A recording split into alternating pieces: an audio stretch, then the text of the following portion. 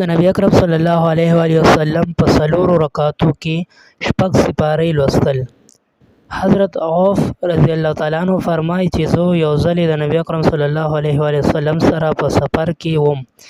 نبی علیہ الصلوۃ والسلام مسواک وکړو او داس یې وفرمایو او د مونږ نیت یې وتړو. زه ورسره خم په مانځ کې شریک شوم. نبی علیہ الصلوۃ والسلام سوره بقره په یو رکعت کې ولوسته او چې کوم د رحمت آیات پر هغه نبی علیہ الصلوۃ والسلام به هغه ساعت پورې د رحمت دعا غوښتله او چې د عذاب آیات پر هغه به ساعت پورې د عذاب نه پناه غوښتله.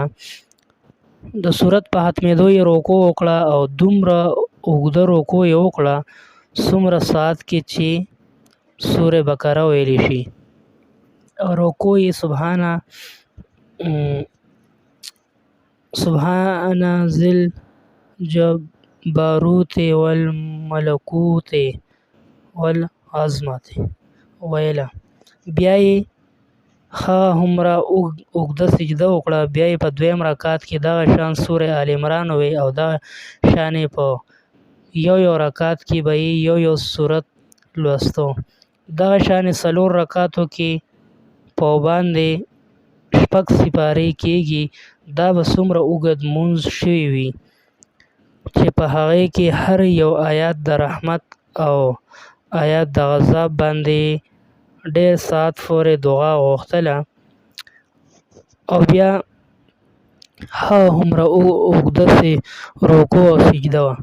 حضرت حذیفه رضی الله تعالی عنه هم خپله یوه کیسه د نبی علیه الصلوۃ والسلام سره د مونځ کولو نقل کوي. فرمایي چې په څلور رکعاتو کې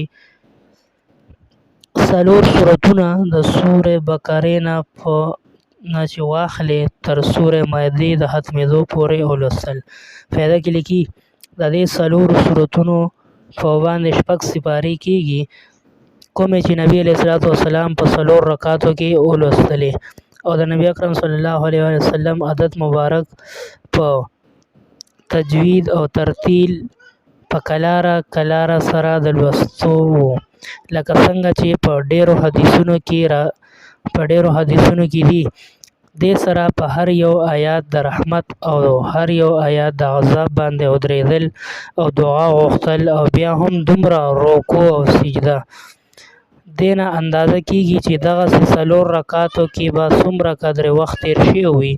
کله به نبی اکرم صلی الله علیه وسلم په یو رکعت کې سوره بقره، آل عمران، مائده 3 سورتونه لوستل چې تقریبا 15 سپارې کېږي.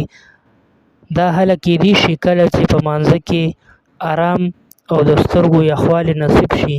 د نبی اکرم صلی الله علیه وسلم پاک ارشاد دی چې زما د سترګو یخوالی په مانځه کې دی.